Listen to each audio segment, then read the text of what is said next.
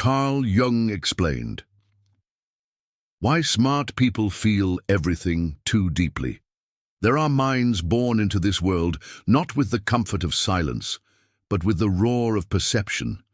These are the ancient souls in young bodies, whose eyes arrive already half awake. Not by choice, but by some quiet cosmic contract. For them, the veil is thinner, the world bleeds through more easily. The smile that hides pain does not fool them. The lie in the voice echoes louder than the words it wears. They are not wise yet, but they are cracked open. And that is where it begins. To be intelligent, in its truest sense, is not merely to solve puzzles or recite knowledge. It is to see and not be able to look away, to sense the undercurrent beneath the form, to feel too much and yet have no armor against it. The sensitive intellect is a raw wound walking in daylight, a harp, string exposed to every wind, and the world, unknowing and impatient, does not slow for the fragile. It mocks the tremble in the voice, praises stoicism, and exalts efficiency. But these souls do not run on logic alone. They feel in symphonies. They bleed in metaphors. They suffer beautifully and often silently. This is not romantic suffering. It is not weakness. It is the first rite of fire, the baptism into what Jung called the confrontation with the unconscious. The wound of knowing is the first descent, the signal that the ego can no longer remain in its shallow shell. The world has reached in and touched something primordial, and from that touch, a longing is born, a need to make meaning out of chaos. The child with the too deep eyes often becomes the adult who cannot live on the surface.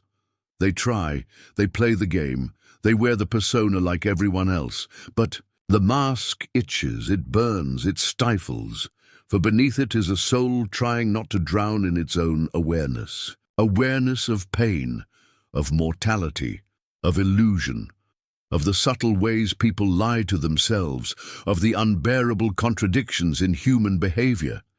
Here, intelligence becomes both a gift and a curse.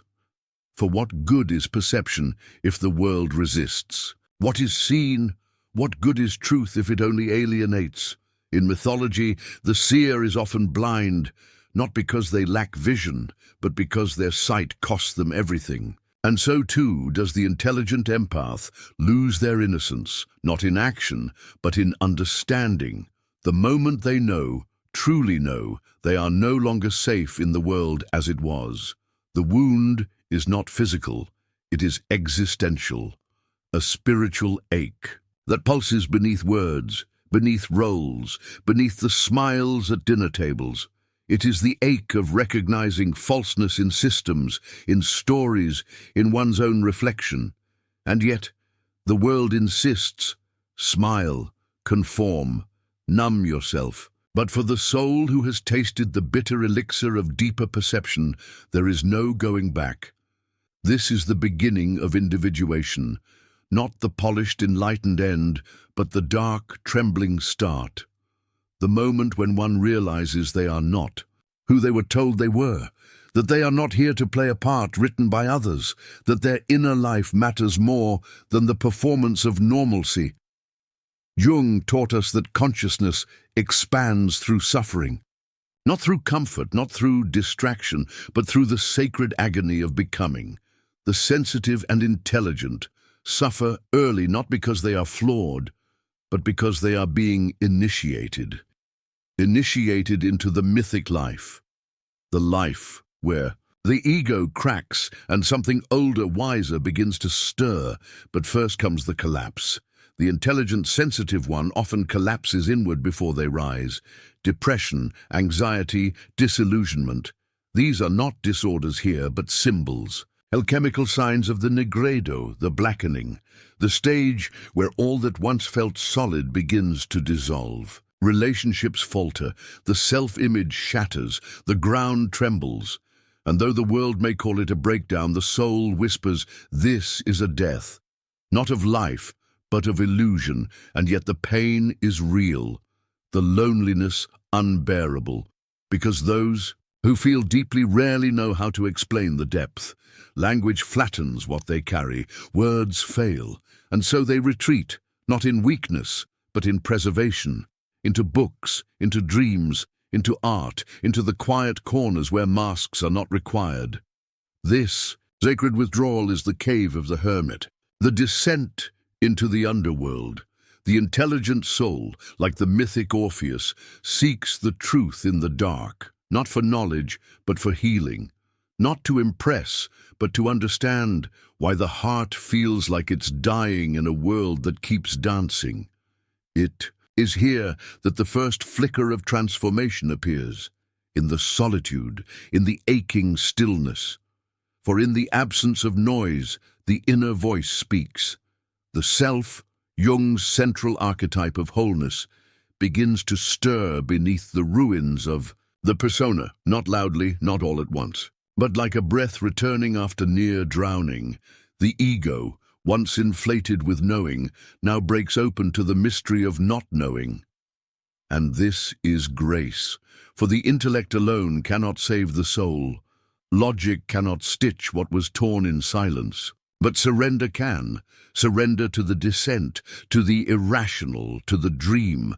The intelligent who feel deeply are dreamers, whether they admit it or not. Dreamers not in fantasy but in depth. Their psyche speaks in symbols. Their unconscious is rich with archetypes, images of kings, serpents, wolves, and lost children. These are not just stories. They are fragments of the self trying to find voice, trying to remind the ego. You are not alone inside. You are not whole yet, but you are not broken either. To feel deeply is not a disorder. It is a destiny, a summons. From the unconscious to live mythically, to see life not as a series of tasks, but as a sacred unfolding, a path through darkness toward inner integration. But first, the soul must choose. Will it numb the ache and conform, or will it walk into the fire and be changed? The wound of knowing is not meant to be healed in the usual sense. It is not a flaw to be corrected. It is a portal, a wound that opens into wonder, into mystery, into the terrifying, beautiful truth that we are made of opposites, light and dark, joy and grief, knowing and doubt. Jung called this Enantiodromia, the emergence of the opposite, the law of psychological balance, where too much certainty breeds doubt, too much light calls forth shadow. And in the sensitive, intelligent soul, this principle rages like a storm, for they see both sides. They feel both sides, and they are torn between the urge to control and the call to surrender. This tension is sacred. It is the pressure that forges the philosopher's stone, not in a lab, but in the crucible of the heart. Here, suffering is not meaningless. It is alchemical. It transforms the base metal of intellect into the gold of wisdom. Not the wisdom that teaches, but the wisdom that listens, that kneels before the mystery and says, I am not here to win. I'm here to become, and so the wound becomes a path, not a straight one, not clean or predictable, but spiraled like the labyrinth, like the soul itself. Each return to the pain becomes a deeper descent, and then, in time, a clearer ascent. But never again to the surface. Those who have known the sacred wound no longer belong to the shallows. They are marked. They carry a depth that cannot be explained, only felt, a quiet power, a humility forged in fire, and though the world may never fully understand them, they carry within them the map of something ancient, the journey from mind to soul, from persona to self. And this is the paradox. What once felt like a curse becomes the key. The intelligent sensitivity that once isolated now connects them to others in profound ways. They become mirrors, mentors, guides, not by preaching but by being, by embodying the truth that pain can be transmuted, that wounds can be sacred, that the mind is not meant to rule the soul, but to serve it. This is where the journey truly begins, not with the answer, but with the question. not with the solution, but with the willingness to feel, to stay, to witness the ache without fleeing. For it is here, in the wound of knowing, that the seed of individuation is planted, and though the path ahead is long, it is real. It is holy. It is yours. We are taught early that life is a stage, and we must learn our roles well. The child, open as sky, learns quickly that rawness is too much for this world. To survive, one must become palatable, must learn to speak in expected tones, dress in acceptable moods, and smile on cue. The soul, once a flame flickering freely, is coaxed into the lantern of persona, and so begins the great forgetting, the turning away from one's original face in favor of a mask woven from approval, reward, and survival. To be intelligent is to learn the mask too well. The mind, sharp and observant, watches others, studies them, notes the cost of authenticity. It witnesses how tenderness is mocked, how difference is punished, how complexity is met with fear, and so it adapts exquisitely. The clever child, especially the sensitive one, becomes an artisan of adaptation, curating an outer self to protect the inner sanctum, not out of deceit but necessity, not because the soul desires deception, but because the world does. This is the beginning of exile, the exiling of the true self in the name of belonging. Jung called it the persona, a word. That means mask in Latin from the theatre. The outer face presented to the world. It is not evil, it is not false, it is merely incomplete. The persona is a function, an interface. It allows the soul to engage with society without bleeding. But for the intelligent and emotionally sensitive, the mask becomes more than a filter. It becomes a shield, a costume of brilliance, a disguise of capability, the perfect student, the dutiful friend, the competent adult, and all the while beneath it, a slow suffocation begins. Because the persona, when over-identified with, becomes a prison. It is the face that cannot cry, the smile that cannot scream, the laughter that hides the ache, and the smarter the individual, the more convincing the disguise. Intellect becomes camouflage. Empathy becomes performance. The sensitive soul becomes fluent in what others need, molding and bending until its own shape is forgotten.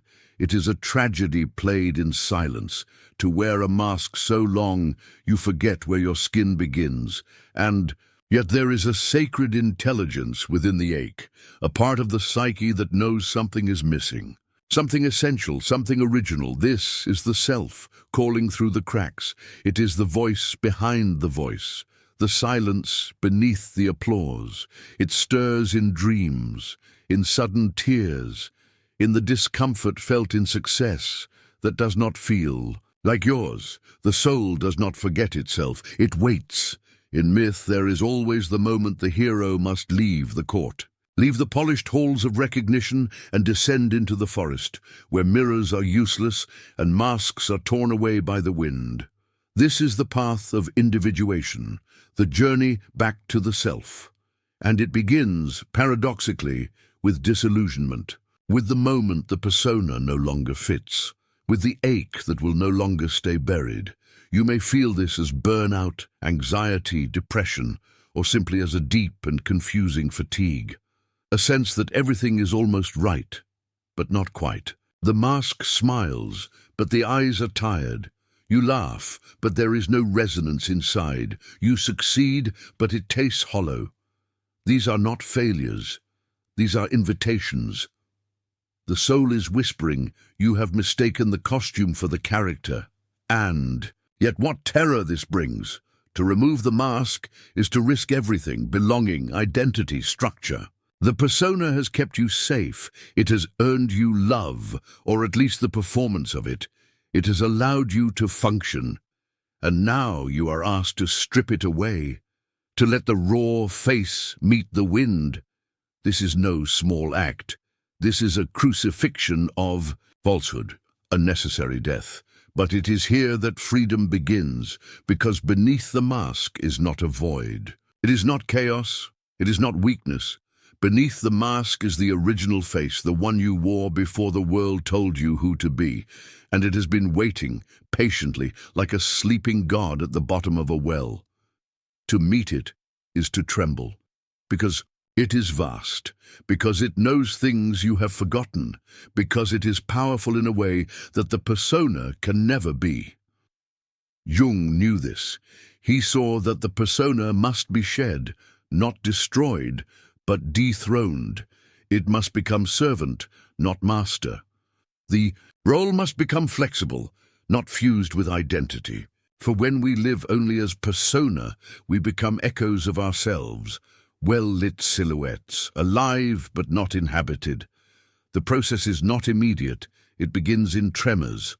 You may find yourself saying no more often, unsure why. You may cry without clear reason. You may withdraw from conversations that once felt easy. This is the soul reclaiming space. This is the self beginning to breathe. There is grief here too. Grief for the years spent hiding. Grief for the moments you abandoned yourself for applause. Grief for the brilliance that became burden because no one saw past the mask. Let yourself mourn. The intelligent often suffer because their wounds are hidden behind performance. But grief is the rain that softens the mask until it falls away. And then, slowly, you begin to feel. Not through others, not through analysis, but from within. Your body speaks. Your dreams grow vivid. You feel the hunger for authenticity, not as a concept, but as a fire in the chest. You begin to speak differently, not to impress, but to reveal. You stop apologizing for your sensitivity. You notice how often the world wants masks, and you learn gently to refuse. This is rebellion, sacred rebellion. To reclaim your face in a world addicted to performance is a radical act of individuation. It is not selfish, it is not arrogant. It is necessary, for the world needs your truth, not your perfection, your essence, not your echo. Still, you will be tempted to return to the mask, especially in moments of vulnerability. The persona is seductive, it promises safety. But remember, safety without authenticity is not peace. It is a gilded cage, and your soul did not come here to be safe. It came to be whole. Wholeness includes contradiction. You can be intelligent and lost, sensitive and fierce, brilliant and broken. The self is not one thing. It is the vast field in which all things are allowed to arise. When you return to it, you no longer perform emotion. You feel it. You no longer curate connection, you inhabit it. This is the integration of persona, not its eradication, but its surrender to the self. You may still wear the mask when needed, but you no longer believe it is you. You see through it. You play your roles with awareness, but when the performance ends, you remove it without shame. You return to your center. You live from the inside out. This is the liberation that the intelligent, sensitive soul was born for. Because what is brilliance, if not the ability to illuminate what others cannot see? What is empathy, if not the sacred gift of seeing beneath the surface? You were not meant to use these gifts to hide. You were meant to use them to reveal, to see clearly, to feel deeply, to speak truly. And when you do, others awaken, for authenticity is contagious. It breaks spells. When one person removes their mask, it gives permission to others. It opens the collective heart. The soul does not transform in isolation. It transforms the world through its return to truth. And so, here you stand, a soul once hidden, now emerging. The mask lies at your feet, not destroyed, but honored for what it was. A tool. A vessel, a stepping stone, but no longer a home. Now you begin to live unmasked, not because the world is safe, but because your truth is stronger than your fear, not because all will accept you, but because you have accepted yourself. And in this, the journey deepens, the forest thickens, The path winds forward, not toward perfection, but toward integration. You walk now not as a role, but as a soul. The mirror has shattered, the mask has fallen, and what remains is the original face, radiant, weathered, holy. This is where the next chapter begins. There is particular silence that haunts the minds of the over-perceivers. It is not the quiet of peace, but of knowing too much.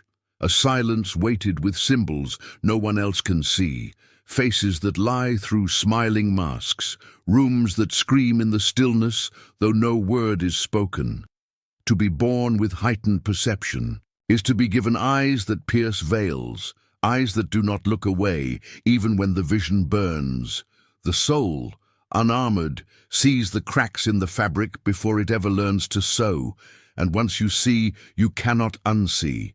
There is no innocence for the overly perceptive, only initiation.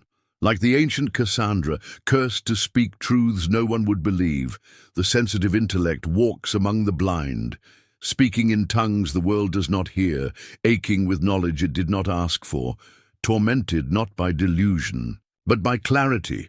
Cassandra's agony was not madness, it was lucidity, and the world is never kind to those who carry mirrors instead of masks. In childhood, this perceptive power first appears as confusion. The child senses what is not said, reads. The subtle recoil in a parent's eyes, feels the undercurrent of anger behind a smile. They pick up on the unspoken, the dead air between words, the aching void behind a fine, the tremor in a room when love turns cold, but there is no language for it. No one tells them what to do with this knowing, so the child internalizes. The dissonance. They think they are the problem. They become small, careful, hypervigilant. They become the watcher of the room, the interpreter of silences, the quiet counselor to wounded adults. This is not imagination. This is initiation. The sensitive mind is a radar dish, tuned to the stations others tune out. And in a world built on noise, distraction, and surface image, this becomes both superpower and suffering. Jung wrote, "The more refined the soul, the more vulnerable it is to suffering." He understood that perception, when not grounded in the self, becomes torment, because perception without anchoring becomes a flood, and floods drown. When the intellect outpaces the ego's capacity to hold, the result is disorientation. When the inner eye sees patterns, lies, hypocrisy, and wounds everywhere, yet has no map, no myth, no container, it begins to collapse under the weight of its own insight. There is a torment that comes with seeing too clearly, a burden that falls upon those whose inner eye has been opened too wide, too suddenly, too completely. You know this torment if you have ever stood in a crowded room and felt the weight of 1,000 unspoken truths pressing against your consciousness, like moths against a flame. You know it if you have ever looked into another's eyes and seen not just their surface smile, but the caverns of longing that echo beneath their carefully constructed persona. This is the curse of overperception, the gift that becomes a wound, the blessing that transforms into a cross to bear. Like Cassandra, the tragic prophetess of Troy, those who see too much find themselves caught in a labyrinth of knowing that others cannot, will not, dare not enter. She saw the wooden horse for what it truly was, not a gift, but a harbinger of destruction. She saw the flames that would consume her city, felt the screams that had not yet been uttered, tasted the ash of a future that her people refused to acknowledge. And for her clear sight, for her unwavering perception of truth, she was condemned. To speak prophecies that would never be believed, to carry knowledge that would never save a single soul. This is the archetypal pattern that haunts the sensitive intellect, the awakened consciousness that cannot close its eyes to the shadows dancing behind the veil of collective illusion. You become the unwilling oracle, the reluctant seer, who must witness the machinery of deception that keeps the world spinning in its comfortable blindness. You see the emperor's nakedness, while the crowd applauds his magnificent robes. You feel the earthquake trembling beneath the foundation, while others dance on the surface, oblivious to the coming collapse. The intelligent soul learns early that to perceive is to suffer, that awareness is often the enemy of peace. In childhood, perhaps you noticed the way your mother's smile never quite reached her eyes when she spoke of being happy. Perhaps you sensed the unspoken tension that crackled between your parents like electricity before a storm, felt the weight of their unexpressed disappointments settling into the walls of your home like a slow poison. Other children played in blissful ignorance, but you were already learning to read the invisible text that adults write with their bodies, their silences, their careful omissions. This hypervigilance, this exquisite sensitivity to the undercurrents of human experience becomes both your gift and your prison. You develop what Jung called a particularly fine feeling for the atmosphere of a situation. But this fineness of feeling cuts both ways. Where others see a successful businessman, you perceive the terrified child hiding behind his briefcase and his bravado. Where others see a happy family, you sense the fault lines of resentment and unmet need that threaten to split the foundation. Apart, you become an unwilling archaeologist of the human psyche, unearthing truths that others have buried so deeply they have forgotten they exist. The tragedy of overperception is not merely that you see what others cannot, but that your very seeing changes you, marks you, sets you apart from the comfortable community of the unseeing. You begin to understand why Tiresias, the blind prophet of Thebes, was given his gift of sight only after losing his physical vision. For to see the truth of things, to really see, is to sacrifice the innocent blindness that allows most humans to navigate their days without drowning in the weight of collective unconsciousness. You learn to recognize the signs of your own curse. The way conversations fall silent when you enter a room, not because you have said anything alarming, but because something in your presence disturbs the carefully maintained equilibrium of social pretense.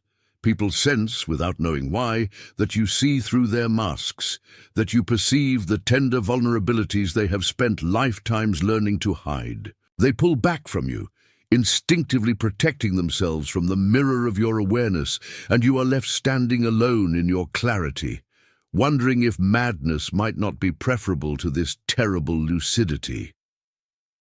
The oversensitive intellect becomes a kind of emotional seismograph, registering every tremor of inauthenticity, every aftershock of suppressed truth that ripples through the collective unconscious. You feel the desperation of the woman who laughs too loudly at her husband's jokes, hear the echo of ancient wounds in the way your friend cannot accept a simple compliment, taste the bitter tang of unlived dreams in the air of the office where everyone pretends to love their work. This constant bombardment of psychic information overwhelms your nervous system, leaves you raw and exposed, like a person without skin trying to navigate a world of thorns. And yet, this curse carries within it the seeds of its own redemption, for in learning to see so clearly, you also develop the capacity to see beyond, to perceive not just the shadows that plague the human condition, but the light that seeks to break through them. The same sensitivity that makes you acutely aware of suffering also makes you exquisitely attuned to beauty, to truth, to the moments when the veil between the visible and invisible worlds grows thin. You become a translator between realms, a bridge between the conscious and unconscious dimensions of existence. The mythic figure of Cassandra was cursed not just to see the future, but to be disbelieved when she spoke of it. This disbelief was not merely the result of others' skepticism, but a necessary part of the pattern. For if her prophecies had been believed, if her warnings had been heeded, the very future she foresaw would have been changed, and with it the deeper meaning of her gift. Sometimes the seer must be ignored, must be dismissed as mad or delusional, because the truth they carry is too large, too transformative, too threatening to the established order of things.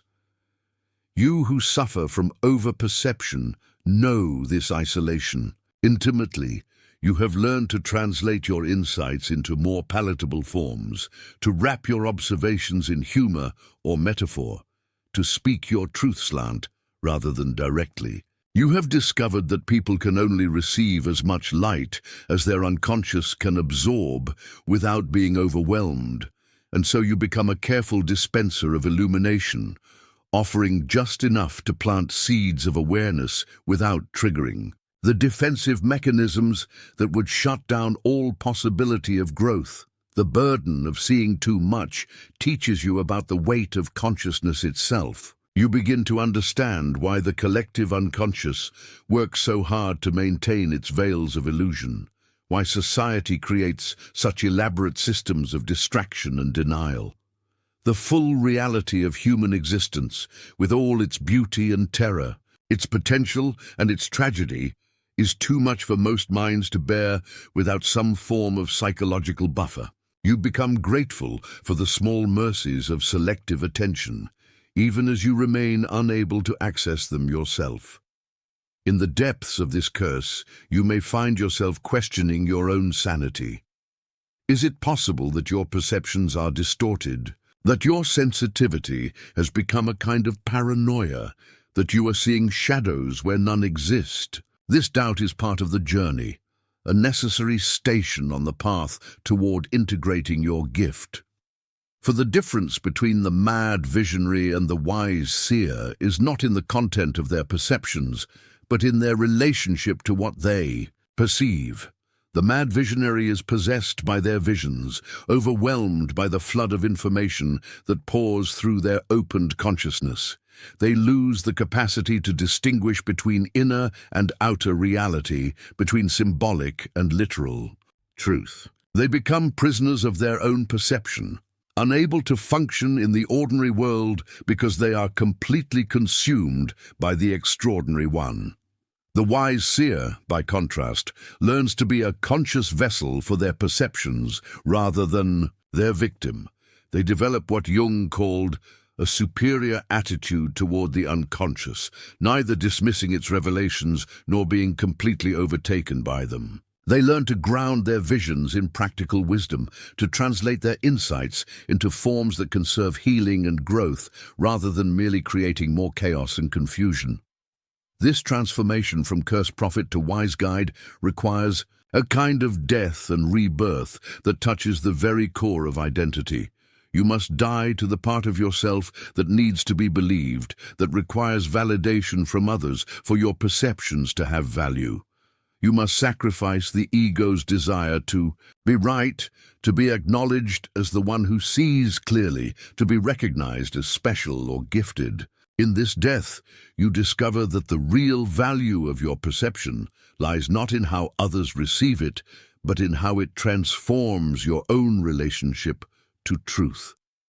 The curse of overperception ultimately becomes an invitation to a deeper kind of seeing, a seeing that includes not just the shadows and distortions of human consciousness, but the light that seeks to transform them. You learn to perceive not just what is, but what is trying to become. Your sensitivity becomes a tool for recognizing the seeds of possibility hidden within the most apparently hopeless situations, for sensing the presence of the self even in the darkest corners of the human psyche. In embracing this deeper seeing, you discover that your curse was never really about punishment, but about preparation. You were being prepared to serve as a bridge between worlds, to help others navigate the treacherous waters between consciousness and unconsciousness, between the ego's limited perspective and the self's infinite wisdom. Your overperception becomes a gift not just to yourself, but to all those who will eventually be ready to receive what you have learned to see. The mythologist Joseph Campbell spoke of the hero's journey, the archetypal pattern in which the called individual must leave the familiar world, face trials and ordeals, and return with gifts for the community. Your journey through the curse of overperception follows this ancient pattern. You have been called out of the comfortable blindness of ordinary consciousness, forced to endure the trials of seeing too much, too clearly, too deeply. Now begins the long journey home, not to the innocence you once knew, but to a new kind of wisdom that can hold both light and shadow, truth and compassion, seeing and allowing. This homecoming is not a destination, but a continuous process, a daily practice of learning to be present with what you perceive without being overwhelmed by it. You develop the capacity to witness human suffering without being destroyed by it, to see through illusions without becoming cynical, to perceive the darkness without losing touch with the light. You become a guardian of the threshold between worlds, helping others to see what they are ready to see, holding space for those who are not yet ready, and remaining always open to the possibility that there are depths of truth you have not yet fathomed. The curse of overperception, when consciously embraced and skillfully navigated, becomes one of the most profound initiations available to the human soul. It teaches you about the nature of consciousness itself, about the delicate balance between knowing and unknowing, between engagement and detachment, between serving the truth and serving those who are not yet ready for it. In learning to carry this burden with grace, you develop the qualities that our world most desperately needs: wisdom, compassion, discernment, and the courage to continue seeing even when seeing brings pain. You learn that true perception is not just about seeing what is there, but about seeing what wants to emerge. You become midwife to new possibilities, guardian of emerging truths, protector of the tender shoots of consciousness that are always trying to break through the hard ground of collective unconsciousness. Your curse becomes your calling, and your wound becomes your gift to a world that needs, more than anything else, those who dare to see clearly and love deeply, to perceive truthfully and respond wisely. In the end, the curse of overperception reveals itself as a profound form of love. Love for truth, love for the human soul in all its complexity, love for the mystery that moves through all things seeking recognition and expression. You discover that you were never meant to be believed in the way Cassandra longed to be believed. You were meant to be faithful to what you see, to serve the truth regardless of whether others can receive it, to trust that your seeing itself is a form of sacred service to the collective evolution of consciousness. And in that faithfulness, in that service, in that trust, the curse finally reveals its deepest secret. It was never a curse at all, but a calling so profound that it could only be answered by one willing to sacrifice the comfort of blindness for the terrible beauty of sight. There exists a labyrinth that is not built of stone or hedge, but of invisible threads that connect, one heart to another, one soul to the next, until the boundaries between self and other dissolve into a web of feeling that can either nourish or devour. You have walked these pathways if you have ever felt responsible for another's happiness, if you have ever absorbed the pain of strangers like a sponge soaking up spilled wine, if you have ever lost yourself so completely in the emotional landscape of others that you forgot the way home to your own heart. This is the empath's labyrinth, a maze of emotional entanglement where the gift of deep feeling becomes a trap, where the blessing of intuitive connection transforms into a curse of perpetual overwhelm. You entered this labyrinth innocently, perhaps in childhood, when you first discovered your extraordinary capacity to sense what others felt before they themselves knew they were feeling it. You learned to read the emotional weather of every room you entered, to gauge the psychological temperature of every conversation, to become a living barometer for the unspoken needs and wounds of those around you. In the beginning, this sensitivity felt like a superpower. You could comfort your mother before she knew she needed comforting, sense your father's disappointment before he had fully formed the thought, feel the loneliness of the child sitting alone at lunch before they had even acknowledged their own isolation. You became the family healer, the friend who always knew just what to say, the one others turned to when their own emotional world became too difficult to navigate alone. But somewhere along the way, this gift began to devour you from the inside. You discovered that feeling everything meant carrying everything, that sensing the pain of others meant somehow becoming responsible for alleviating it.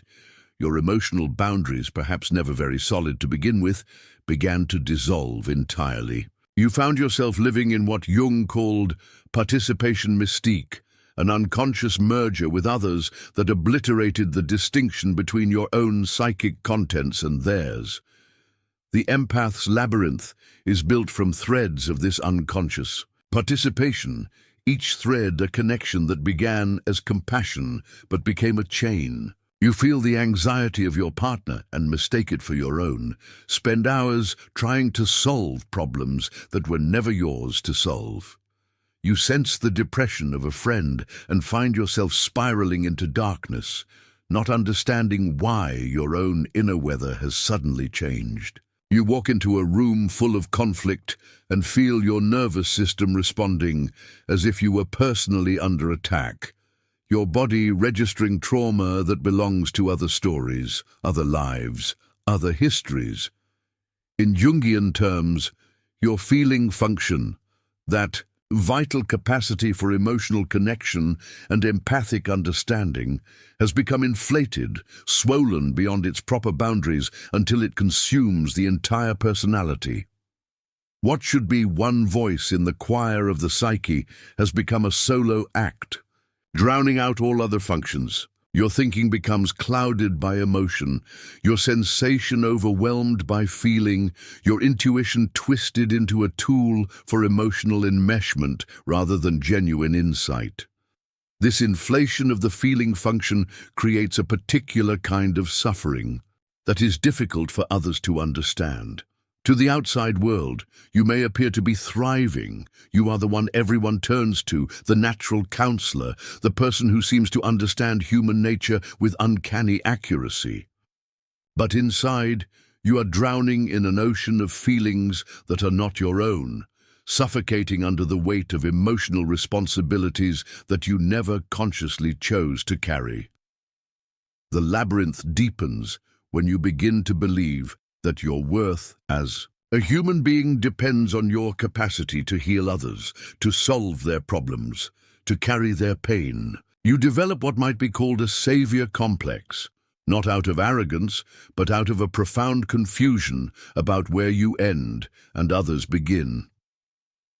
You mistake your ability to feel others' pain for a divine mandate to eliminate it. You confuse empathy with responsibility, compassion with codependency, love with the willingness to sacrifice yourself on the altar of others' needs. This pattern often has its roots in early childhood, in family systems where emotional roles were assigned, rather than chosen. Perhaps you were the child who learned to read your parents' moods to survive, who became the family's emotional regulator, whose nervous system was trained from birth to prioritize others' emotional states over your own. You learned that love meant self-sacrifice, that care meant carrying burdens that were too heavy for one small soul to bear.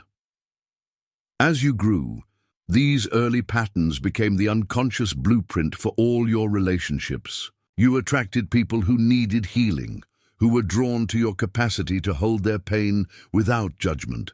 But you also attracted those who would exploit this gift, energy vampires who sensed your inability to say no, your compulsive need to give until you had nothing left to give. The labyrinth became populated with others who were as lost as you were, each seeking salvation through connection, each hoping that if they could just merge completely enough with another soul, they might finally feel whole.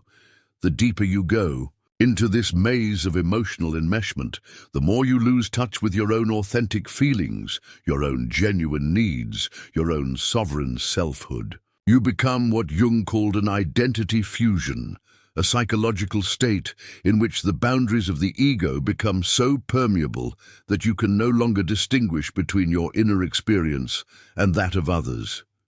You feel guilty for having needs of your own, ashamed of your own desires, convinced that any act of self-care is fundamentally selfish. In the center of the empath's labyrinth lies the greatest paradox of all. The very gift that allows you to connect so deeply with others becomes the obstacle that prevents you from connecting authentically with yourself. You know the landscape of everyone else's inner world with intimate detail, but your own emotional territory remains largely unexplored. You can sense the slightest shift in another's mood, but you have forgotten how to recognize your own feelings. When they arise, you have become a hollow vessel for others' experiences, a mirror that reflects back everyone's emotions but has no image of its own.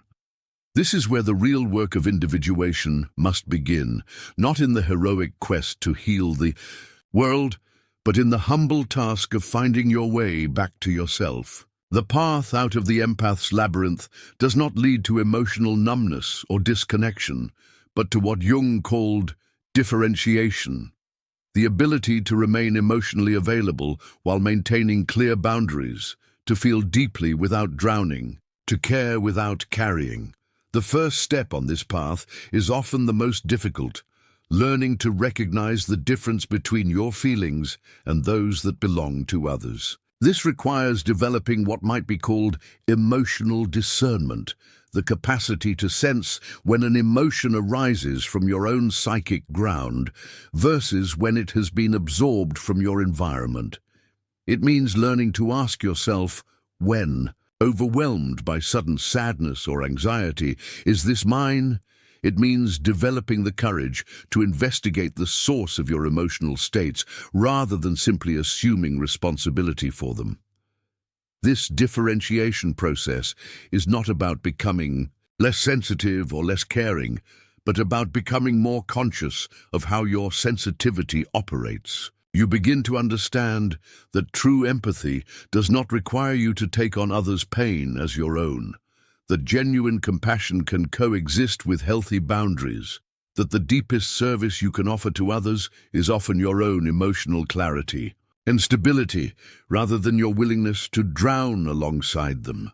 As you learn to navigate the labyrinth more consciously, you discover that many of the threads that seem to connect you to others were actually projections, aspects of your own psyche that you had never learned to recognize or integrate. The person whose anxiety you constantly absorb may be reflecting your own unacknowledged fears. The friend whose depression seems to pull you under may be mirroring parts of your own shadow that you have never been willing to face. The partner whose needs seem so urgent and overwhelming may be carrying the projection of your own unlived life, your own unmet desires. This recognition can be both liberating and terrifying. Liberating because it means that much of what you thought you were carrying for others was actually your own psychic material in disguise. Terrifying because it means taking responsibility for your own emotional content rather than focusing on everyone else's. It requires what Jung called the withdrawal of projections, the difficult work of reclaiming the parts of yourself that you have been seeing in others, owning the feelings you have been attributing to different sources. Journey through the empath's labyrinth teaches you about the difference between emotional fusion and emotional intimacy.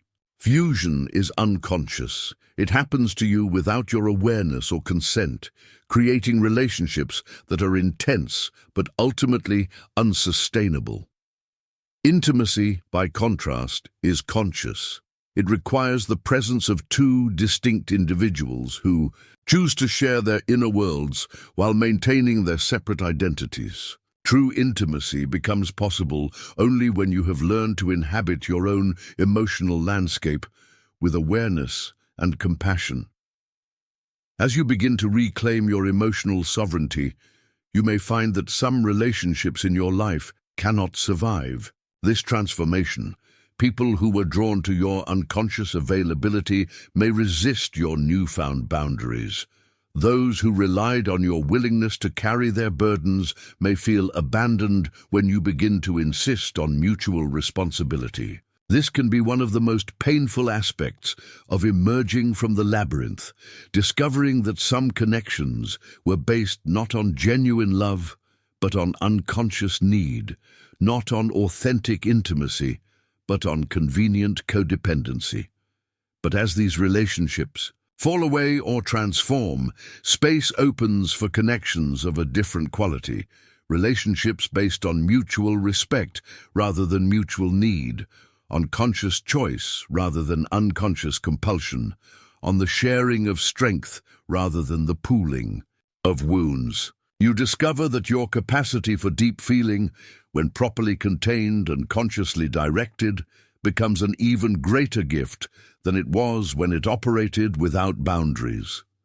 The empath's labyrinth ultimately reveals itself as a necessary initiation into the deeper mysteries of human connection. It teaches you that love without boundaries is not love at all, but unconscious merger. It shows you that the highest form of service to others is often the cultivation of your own wholeness, that you cannot give what you do not possess, that you cannot lead others to emotional freedom while you remain imprisoned by unconscious responsibility for their feelings. In learning to navigate this labyrinth consciously, you develop what Jung called the transcendent function, the capacity to hold the tension between opposites without being torn apart by them. You learn to be both connected and separate, both caring and boundaried, both open and protected. You discover that true empathy requires not the dissolution of the self, but its strengthening, not the abandonment of your own needs, but their conscious integration with your desire to serve others.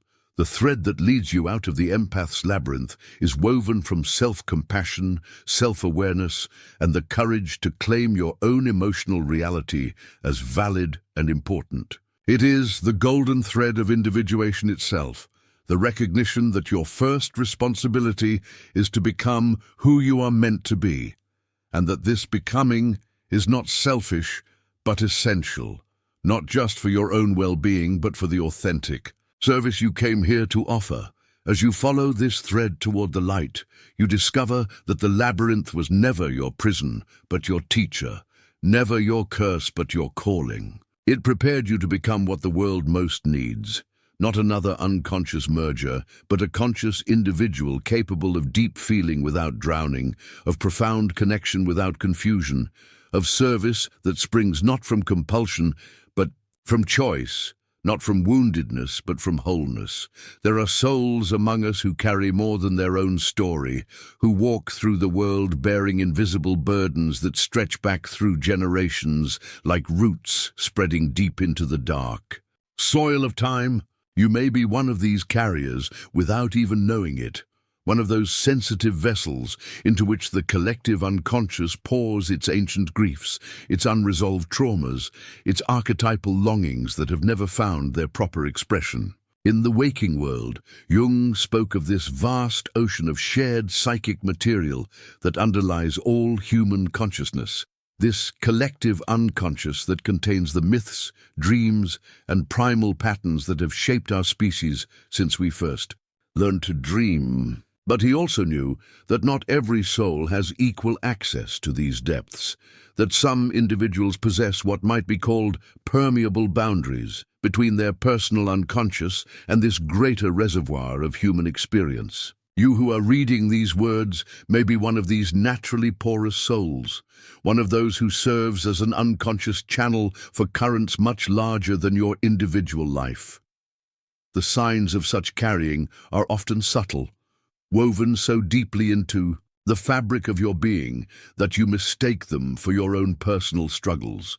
You may find yourself overwhelmed by sadness that has no clear source, gripped by anxiety that seems disproportionate to your circumstances, haunted by dreams that feel older than memory itself. You carry the weight of sorrows you did not create, The burden of wounds you did not inflict, the responsibility for healing that was never consciously chosen, but somehow became your inheritance.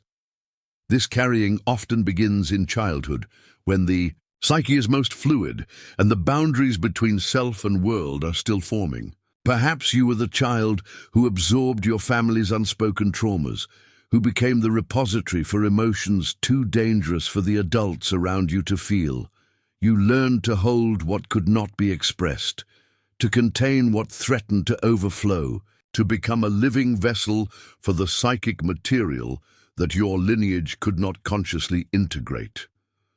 But the carrying goes deeper than family patterns, deeper even than the personal history that shaped your early years. Through the subtle channels of your sensitivity, you may find yourself accessing what Jung called the cultural unconscious, the collective shadow of your society, the accumulated grief of your people, the unprocessed trauma of historical events that supposedly ended decades or centuries ago, but continue to live in the psychic atmosphere like radiation from some ancient catastrophe.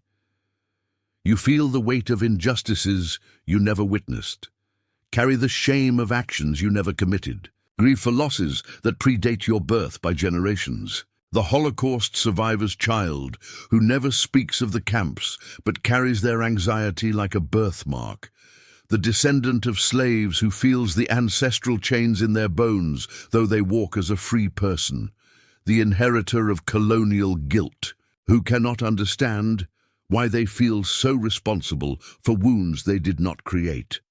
These are the patterns of unconscious carrying, the way that psychic material moves through families and cultures like underground rivers, surfacing in the most sensitive souls of each generation. The intellectual empath is particularly susceptible to this form of carrying because their very gifts, the capacity for deep feeling, the ability to sense what lies beneath the surface, the compulsion to understand and heal, make them natural candidates for this unconscious role. Your intelligence becomes a tool for making sense of patterns that others cannot even perceive. Your sensitivity becomes a receptor for psychic transmissions that bypass the conscious mind entirely. Your empathy becomes a bridge across which ancestral and collective pain can travel, seeking the healing it has been denied for generations. You may find yourself inexplicably drawn to certain historical periods, feeling a resonance with particular forms of suffering that seems to exceed mere intellectual interest. You read about the witch trials and feel the flames against your own skin. You study the trauma of war and taste the ash of battles you never fought. You encounter stories of oppression and feel the weight of chains you never wore. This is not mere projection or dramatic identification. It is the psyche's recognition of patterns that live within the collective unconscious, archetypal wounds that seek healing through individual consciousness. The burden of carrying collective material is compounded by the fact that it is largely invisible and unrecognized in our culture. When you speak of feeling responsible for healing ancestral trauma, others may look at you with puzzlement or concern. When you describe being overwhelmed by the world's pain, you may be labeled as too sensitive, too dramatic, too invested in things that are not your problem. The rational mind insists that you are only responsible for your own actions, your own healing, your own small corner of existence. But the soul knows differently. It knows that consciousness itself is a collective phenomenon, that healing happens not just individually but through the entire web of being. Jung understood that certain individuals serve as what he called cultural canaries, early warning systems for the psychological health of the collective. Like the birds carried into mines to detect poisonous gases, these sensitive souls register the toxic elements in the cultural atmosphere before they become visible to mass consciousness. They feel the tremors of collective shadow work that needs to be done, sense the approaching psychological storms that threaten to overwhelm the community if left unaddressed. This role of cultural canary is both a burden and a calling. It means living with an almost constant awareness of the world's pain, feeling the pulse of collective suffering as intimately as your own heartbeat. But it also means serving as a bridge between the unconscious and conscious realms, helping to bring to light the shadow material that the collective most needs to face and integrate. Your sensitivity becomes a tool for collective healing, your consciousness a laboratory in which archetypal patterns can be examined and transformed. The process of recognizing and working with collective carrying requires a fundamental shift in how you understand your own psychological experience. Instead of asking only, "What is wrong with me?" when overwhelmed by seemingly inexplicable emotions, you must learn to ask, "What is trying to come through me?" Instead of claiming full ownership of every feeling that arises, you must develop the discernment to distinguish between personal content and that which belongs to the larger field of consciousness. This discernment is not about disowning responsibility for your emotions, but about recognizing the multi-layered nature of psychic experience. Jung spoke of the psyche as having multiple levels: personal unconscious, collective unconscious, and even deeper archetypal realms. The emotions that arise in your consciousness may originate from any of these levels, and skillful psychological work requires learning to trace feelings back to their appropriate source. When you feel overwhelmed by collective grief, the healing response is not to carry it alone, but to become conscious of it, to recognize it for what it is, and to find ways to channel it that serve both your own well-being and the larger healing that is trying to occur. This might mean engaging in ritual or ceremony that honors ancestral pain. It might mean creative expression that gives voice to collective wounds. It might mean advocacy work that addresses systemic injustices. Or it might mean simply holding conscious space for the pain to be felt and witnessed without immediately trying to fix or eliminate it. The carriers of collective unconscious material are often called to become what Jung termed wounded healers. Individuals whose personal suffering becomes a doorway to understanding and alleviating collective pain. Your own struggles with depression may give you insight into the collective shadow of despair that haunts modern society.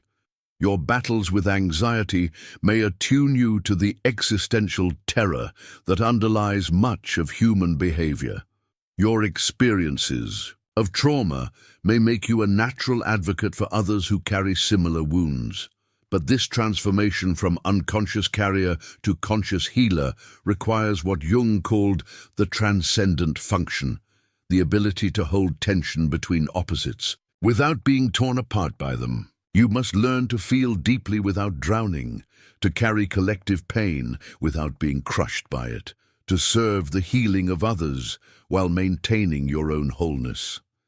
This is perhaps the most challenging work a human soul can undertake. To become a conscious participant in the collective healing process while preserving your individual integrity and well-being. The path of the conscious carrier involves developing what might be called transpersonal boundaries, the ability to distinguish between what belongs to you personally and what you are carrying on behalf of the collective, while remaining open to the legitimate ways in which personal and collective healing interweave. You learn to ask not, "How can I stop feeling this?" but "How can I feel this in a way that serves healing rather than perpetuating suffering?" This work often requires you to develop new relationships with traditional concepts of mental health and illness. The diagnostic categories of conventional psychology may not adequately capture the experience of someone who is unconsciously processing collective material. Your depression may not be primarily biochemical, but archetypal. Your anxiety may not be personal, but cultural. Your sense of overwhelming responsibility may not be pathological, but vocational, a calling to serve as a healing agent for patterns that extend far beyond your individual life. The recognition that you carry collective material can be both liberating and intimidating. Liberating because it explains the intensity and seeming irrationality of some of your emotional experiences. They are intense because they are not just yours, but belong to the larger field of consciousness that you are unconsciously serving. Intimidating because it suggests a level of responsibility and calling that may feel overwhelming, especially if you are already struggling with the basic tasks of individual survival and well-being.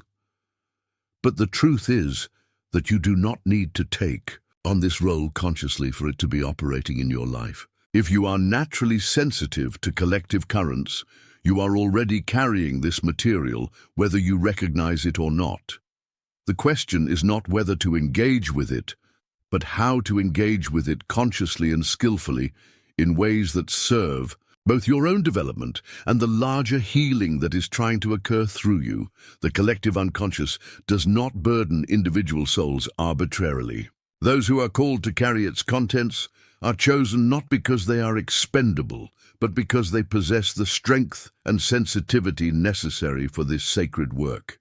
Your struggles with collective material are not signs of weakness or pathology, but evidence of your capacity to serve as a bridge between worlds, a translator between the conscious and unconscious realms, a healing agent for wounds that stretch across generations.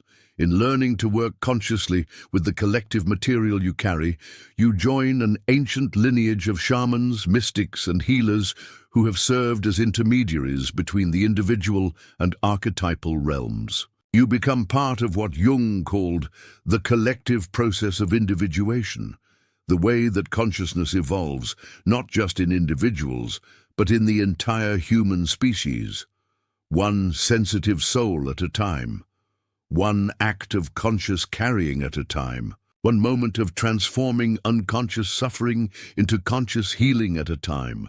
The burden you carry is real, but it is also sacred. The pain you feel is legitimate, but it is also purposeful. The calling you sense, however overwhelming it may seem, is genuine, and it is exactly what our world needs. Conscious individuals willing to feel deeply, to carry bravely, to heal wisely, and to serve the larger evolution of human consciousness with their very being. There comes a moment in every sensitive soul's journey when the very gift that has allowed you to see so clearly into others turns its penetrating gaze inward, and what you discover there threatens to shatter every cherished belief you hold about your own goodness, your own nobility, your own spiritual superiority. This is the moment when sensitivity meets shadow, when the refined instrument of your perception cuts through the carefully maintained illusions about yourself and reveals the raw, primitive, utterly human darkness that dwells beneath your cultivated consciousness. You who have prided yourself on your empathy discover wells of cruelty within your own heart. You who have positioned yourself as the healer find impulses toward destruction pulsing in your depths. You who have claimed the moral high ground of understanding and compassion come face to face with the savage, selfish, vengeful creature that shares your inner landscape. This is the beginning of what the alchemists called the Nigredo, the blackening, the dark night of the soul, where all pretense burns away and you are left to confront the terrifying truth of your own complexity.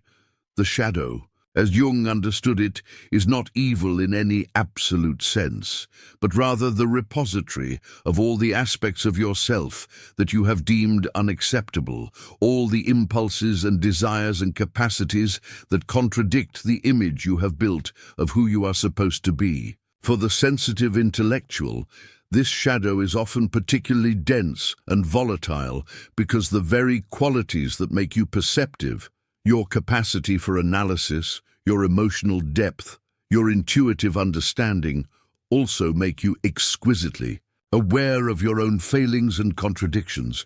Where others might remain blissfully unconscious of their own darkness, you see it with crystalline clarity. You notice the flicker of satisfaction that crosses your mind when a rival fails. You catch yourself enjoying the gossip about someone's downfall just a little too much. You recognize the cold calculation behind what you present as spontaneous generosity. You feel the surge of superiority that comes from being the one who understands, the one who sees, the one who knows better than all those unconscious masses stumbling through their lives. This recognition is devastating, precisely because it contradicts the story you have told yourself about your own specialness. The sensitive soul often constructs its identity around being different from, better than, more evolved than the common run of humanity. You have believed that your depth of feeling exempted you from the cruder emotions, that your intellectual sophistication placed you above the petty rivalries and jealousies that plague lesser minds. You have worn your sensitivity like a badge of honor, proof of your spiritual advancement, evidence of your kinship with the divine rather than the animal aspects of human nature. But the shadow cares nothing for such pretensions. It rises from the depths like some primordial beast, grinning with recognition at your shock and dismay. It speaks in the voice of every impulse you have disowned, every desire you have declared beneath you, every aspect of human nature you have rejected as incompatible with your elevated self-image. It reminds you that you are not the ethereal being you have imagined yourself to be, but a creature of flesh and blood and primitive drives, no different in essence from every other human who has ever walked this earth. The intellectual shadow often takes the form of a kind of spiritual pride so subtle that it masquerades as humility. You learn to present your insights with appropriate self-deprecation, to couch your observations in careful qualifications, to display your wisdom as if it were merely accidental discovery rather than cultivated superiority. But beneath this modest exterior lurks a narcissism that feeds on being the one who sees, the one who understands, the one who can articulate what others cannot even feel. Your very sensitivity becomes a form of aggression, a way of maintaining your position above the unconscious masses who lack your refined perception. When this shadow material begins to surface, it often triggers what Jung called Enantiodromia, the tendency for psychological contents to transform into their opposite when taken to extremes. The compassionate healer discovers impulses toward cruelty. The peaceful philosopher finds currents of violence running through their depths. The empathetic counselor recognizes their capacity for manipulation and control. What you have most valued about yourself reveals its dark twin, and you realize that every gift carries within it the seed of its own corruption. This confrontation with your own darkness can be so overwhelming that it triggers what might be called an inverse inflation. Instead of being possessed by grandiose fantasies of your own specialness, you become consumed by equally distorted beliefs about your own evil nature. If you are capable of such darkness, you reason, then perhaps you are fundamentally corrupt. If these shadows exist within you, then maybe you are worse than those you have judged for their unconsciousness.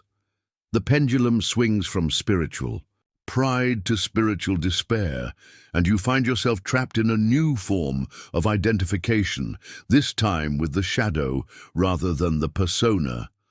But this dark night of the sensitive soul, however agonizing it may be, serves an essential function in the process of individuation. It strips away the false personas that have been constructed around your gifts, forces you to confront the totality of your nature rather than just the parts you find acceptable.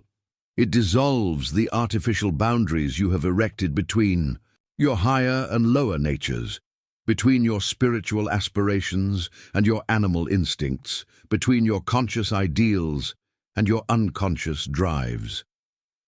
The encounter with shadow teaches you that sensitivity itself is morally neutral. It is a capacity that can serve either conscious or unconscious purposes, either integration or disintegration, either genuine service or subtle manipulation. Your ability to perceive others' pain can become a tool for authentic healing or a weapon for psychological control. Your insight into human nature can foster genuine compassion or feed a sense of intellectual superiority. Your emotional depth can create space for real intimacy or become a means of emotional manipulation. This recognition is both humbling and liberating. Humbling because it destroys the comfortable fiction that your gifts make you inherently good or spiritually advanced. Liberating because it frees you from the impossible burden of maintaining a perfect persona, of always being the wise one, the understanding one, the one who has transcended the messier aspects of human nature. You begin to understand that true spiritual development is not about escaping your humanity, but about embracing it consciously, not about rising above your darkness, but about integrating it wisely. The shadow work of the sensitive intellectual requires a particular kind of courage, the willingness to examine your motivations with the same penetrating clarity you bring to understanding others. It means asking uncomfortable questions about the ways your sensitivity might serve your ego rather than genuine healing. It means looking honestly at the subtle ways you might use your gifts to maintain positions of superiority or control.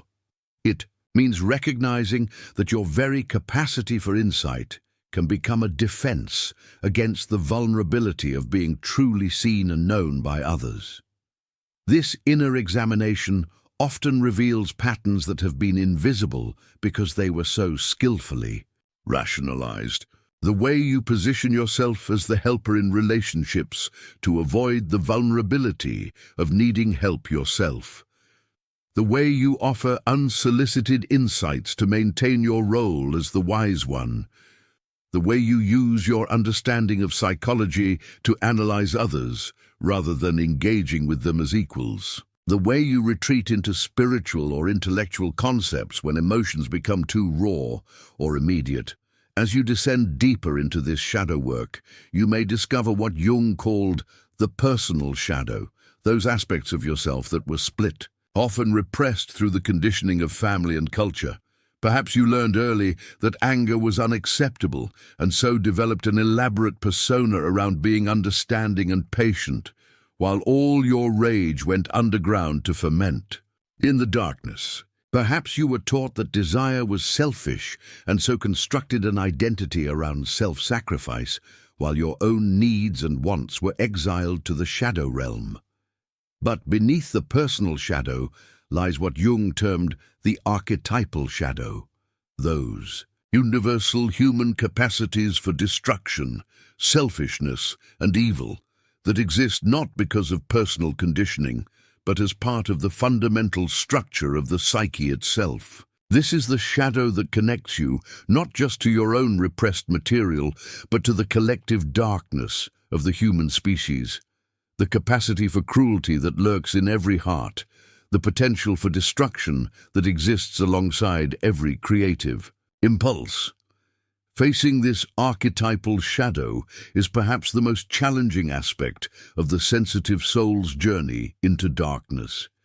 It requires acknowledging not just your personal failings, but your participation in the fundamental ambiguity of human nature itself. It means recognizing that the same consciousness that can create great beauty can also conceive great horror, that the sensitivity that allows you to feel others' pain also makes you capable of causing it, that the intelligence that seeks truth can also devise elaborate justifications for the most heinous acts. This confrontation with the archetypal shadow often brings what the mystics called the dark night of the soul, a period of spiritual desolation in which all your previous beliefs about goodness, meaning, and purpose seem to crumble. You may feel as if you are drowning in an ocean of moral relativism, unable to distinguish between right and wrong, good and evil, beauty and horror. The very sensitivity that once seemed like a gift now feels like a curse, making you aware of every shadow, every contradiction, every way in which existence seems to mock your desire for purity and meaning. But this descent into darkness, however, terrifying it may be, serves the essential function of what Jung called the withdrawal of projections. When you can no longer maintain the illusion of your own moral superiority, you can no longer project your shadow onto others with the same conviction.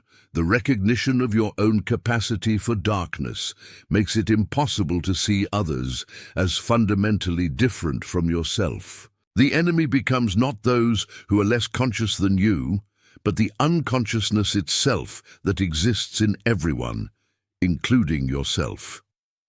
This withdrawal of projections marks the beginning of genuine compassion, not the patronizing sympathy of one who helps from above, but the shared recognition of common humanity in all its beautiful and terrible complexity. You begin to understand that everyone is struggling with the same fundamental challenges you face, that everyone carries shadows they would rather not acknowledge, that everyone is trying to make sense of the moral ambiguity that characterizes human existence. The Nigredo, the blackening phase of the sensitive soul's alchemical transformation, ultimately serves to burn away everything that is false and inauthentic in your self-understanding. It strips you of the comfortable personas that have protected you from the full reality of your own nature. It forces you to confront not just who you would like to be, but who you actually are, in all your light and darkness, in all your nobility and pettiness, in all your capacity for both creation and destruction.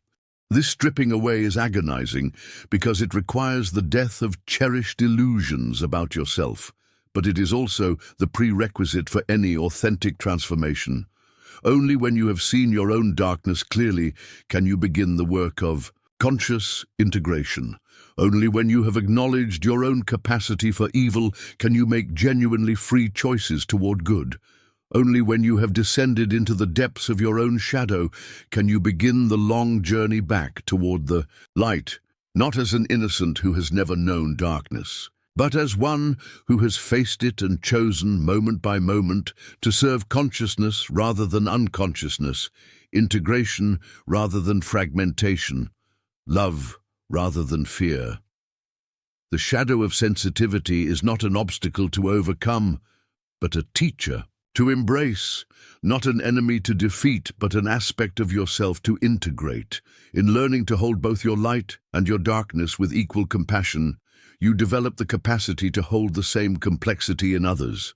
In accepting your own moral ambiguity, you become capable of offering genuine rather than judgmental presence to those who struggle with their own shadows. In embracing your full humanity, you become truly useful to the world, not as one who has transcended darkness, but as one who has learned to dance consciously with it. In the deepest chambers of the heart lies a sacred laboratory where the raw materials of human experience are transformed through the ancient art of conscious feeling.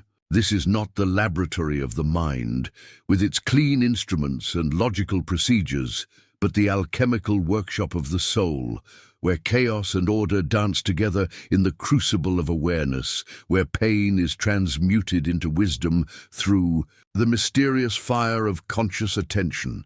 You have arrived at this inner sanctuary, not through choice, but through necessity, driven here by the accumulated weight of all that you have felt, all that you have carried, all that you have witnessed.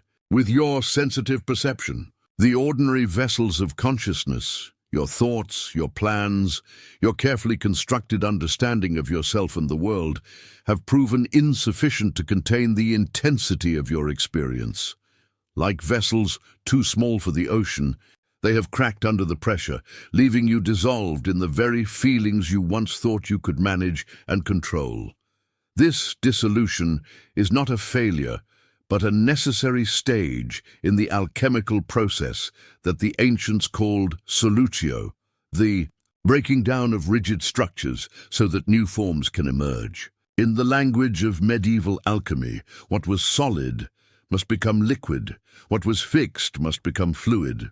What was certain must dissolve into possibility.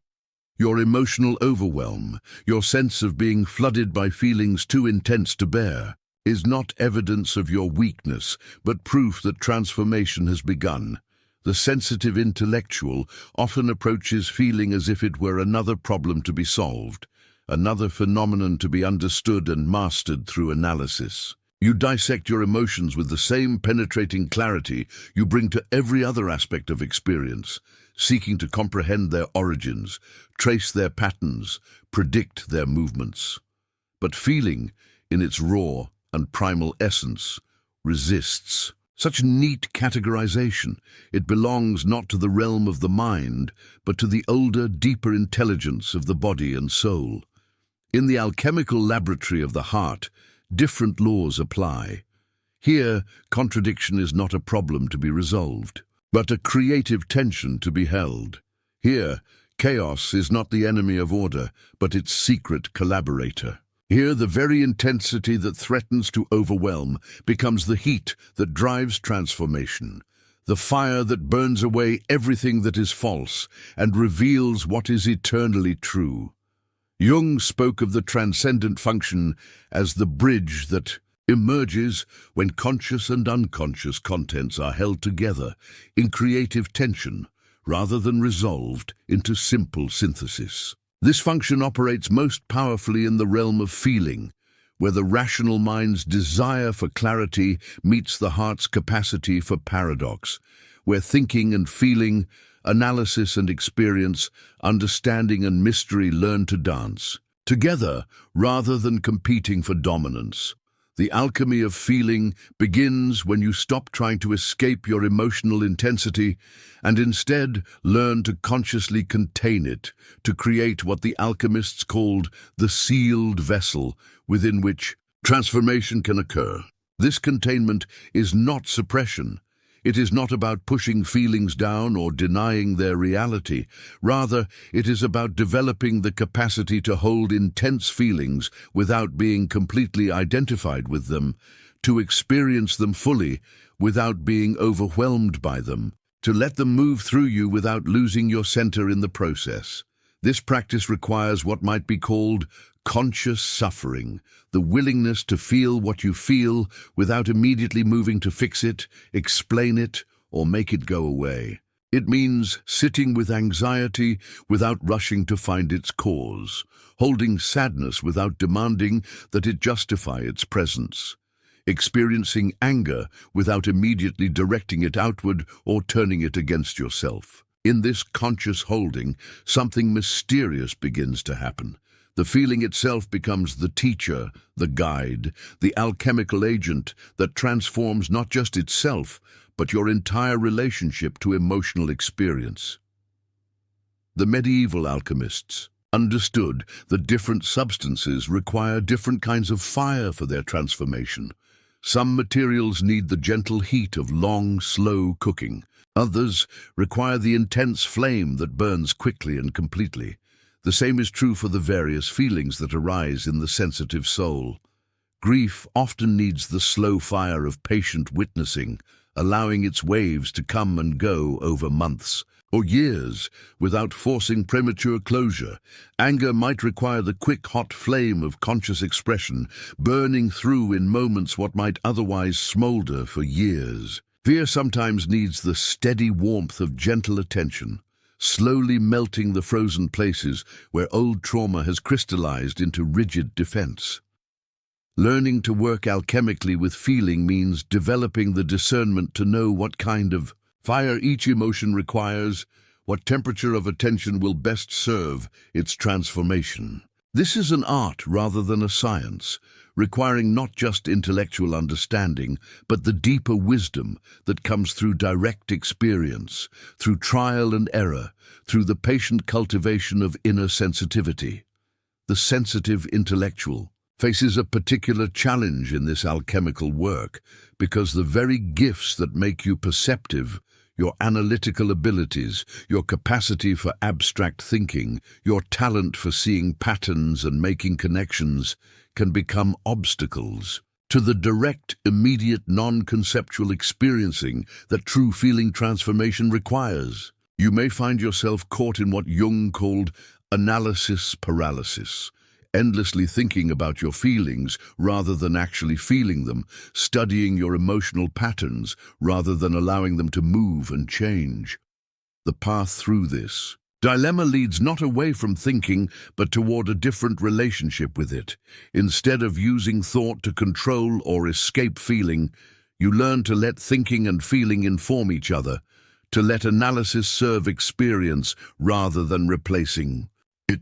You develop what might be called thinking with the heart, a way of understanding that emerges not from detached observation, but from intimate participation in the mystery of your own emotional life. This integration of thinking and feeling creates what the alchemists called the philosopher's stone, not a literal substance, but a transformed consciousness capable of transmuting whatever it touches. In psychological terms, this stone represents the development of what Jung called the transcendent function, the capacity to hold paradox without being paralyzed by it, to embrace complexity without being overwhelmed by it, to remain present to difficult experiences without losing touch with deeper sources of strength and wisdom. The alchemical process of feeling transformation typically moves through several distinct phases, each with its own challenges and gifts. The first phase, corresponding to the Nigredo or blackening that you encountered in meeting your shadow, involves the dissolution of old emotional patterns that no longer serve. This can feel like emotional chaos, as if all your familiar ways of feeling and responding have suddenly become unreliable. Depression, anxiety, rage, and grief may all arise together in a confusing mix that defies your attempts to sort them into neat categories. The second phase, called albedo or whitening, brings a kind of clarity that emerges from having descended fully into the darkness. Having allowed yourself to feel everything, the beautiful and the terrible, the noble and the petty, the sacred and the profane, you begin to develop what might be called emotional transparency, the capacity to see through your feelings to the deeper currents that drive them. You start to recognize the archetypal patterns that underlie your personal emotional experience, the universal themes that connect your individual suffering to the broader human condition. The final phase, known as rubedo or reddening, represents the integration of all that has been learned and transformed through the alchemical process. The gold that emerges from this work is not the absence of difficult feelings, but the capacity to be present with whatever arises, to find meaning and purpose even in pain, to discover what Jung called the treasure hard to attain, a consciousness that can hold all of human experience with wisdom and compassion.